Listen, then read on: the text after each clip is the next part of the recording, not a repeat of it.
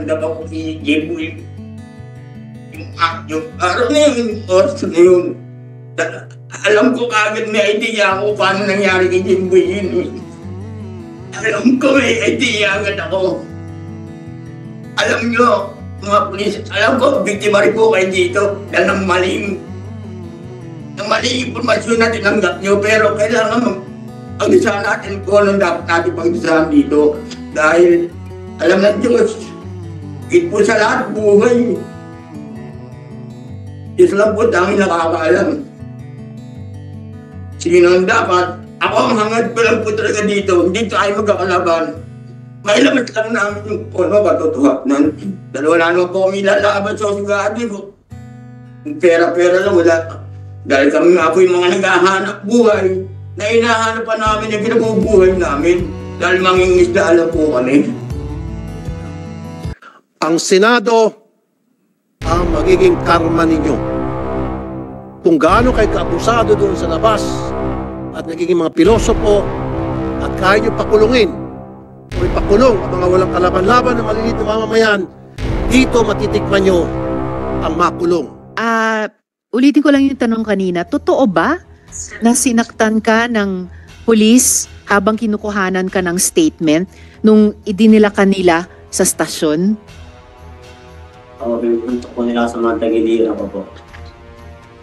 Inano ka sa tagiliran? Puntok po. Sinuntok ka sa tagiliran? Ilang beses ka sinuntok? Yung beses lang po, pero malalakas po. Ilan? Yung beses lang po, pero malalakas po yung suntok nila. 3 beses kang sinuntok ng malakas sa tagiliran. Maliban din daw po, binantahan din po ako niyan eh. Ano? Ano tungkol kay Sergeant Maliban, Sunny Boy? Hindi po ako maliban na hindi rin ako umamin, hindi rin ako maabulan ng magulang ko. Pag hindi ka umamin, hindi ka maabutan ng magulang mo. Sabi ni Sergeant Maliban. Opo, doon pa po ako sa amin. Sa may ilog pa po. Nakaposas pa po ako. Hindi masyado. Mr. Chair, Sunny Boy, ano ang pinapaamin sa iyo ni Sergeant Maliban? Sino sa inyo ang nanuntok doon sa tagiliran niya? No? Bago kayo i-identify ni Sunny Boy, dahil pag kayo na-identify ni Sunny Boy at nagsinungaling kayo, pakukulong namin kayo. Sige na, one last chance. Close up isa-isa. Parang beauty contest. Tama ba na inirmahan mo yung isang salaysay dahil takot ka sa mga pulis, pero hindi totoo yung nakalagay dun sa salaysay na pinapirma sa'yo? Opo ma'am, mali po yung salaysay po ni Galvez. Ni Galvez po. Sunny Boy, nabanggit mo ring may pulis na nagsabing ipasok sa iyong salaysay na may dalang baril at droga, si Jemboy. Tama ba yon, Sunny Boy? Opo ma'am, para po daw po sa kapulisan na mga walang po sa serbisyo. Yung pinasa po nila sa fiscal statement ko, hindi na po ako pumirma doon. Doon na po ako pumirma sa police station lang po. Hindi ko na po natanong sa kanya yun. Then you're stupid. You're really stupid.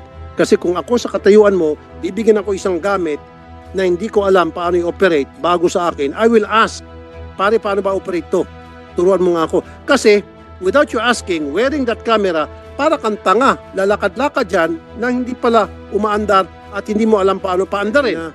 Naawa ko sa iyo, kinampihan kita, pero habang humahaba ang hearing dito, mukhang naasar na ako sa iyo.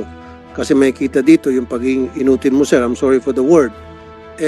Isa lang pala ang camera na issue sa, sa stasyon para sa mga operatiba? Sa substation, Your Honor. Isa lang. But have you instructed them in the absence kung kulang sa camera, pwedeng gumamit ng cellphone?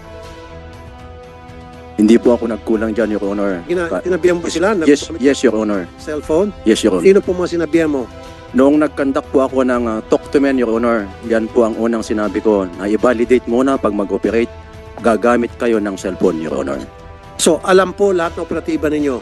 Alam po nila, Your Honor. Sino-sino po yung naging recipient nung deployment mo para sa mga foot patrol, para doon sa sinasabi mong briefing?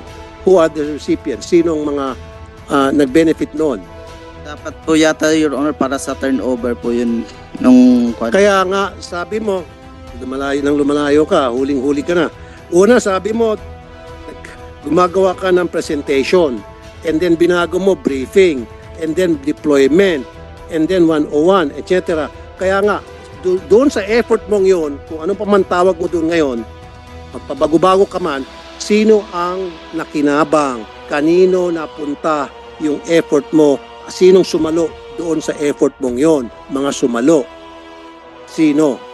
Init ang ulo namin. Kaysa naman magpakumbaba ka at aminin mo, nagkamali ka, nagkaroon ka ng lapses, and yun lang gonna do it again dahil sa katangahan mo, whatever, then pwede pa siguro magkaroon ka ng memo, retraining program. And it's okay with me, and it's okay with us. Kaysa naman, gawin mo kaming tanga, paikot-ikutin mo kami rito at magsinungaling ka, lying through your teeth, hindi kami papayag. Sila. Baka mamaya nabuhay pa yun kung na-recover. Dahil ang kinamatay, aside sa tama sa ulo, according to the autopsy of Dr. Porton, ay yung pagkalunod ang yung kinamatay. So kung may tao kayo pinatalon doon, hanapin, imbis hanapin, pinagbabaril yung tubig agad din. Ay, napaka-ibang klaseng utak meron kayo. What's the threat? May threat ba sa tubig? Na babarilin kayo ng tubig? Bakit yung binabaril ng tubig? Hindi ko malaman paano yung to serve and protect natin dyan. Wala akong makikitang to serve and protect. Para bang to